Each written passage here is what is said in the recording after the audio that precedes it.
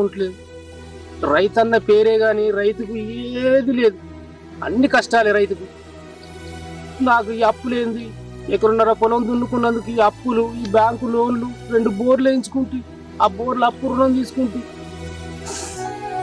ఈ అప్పులలో రోజు ఇంటికి వచ్చుడు, నా పిల్లలకు కనీసానికి బుక్కెడు బువ్వ కూడా పెట్టని దీన స్థితికి వచ్చిన నేను.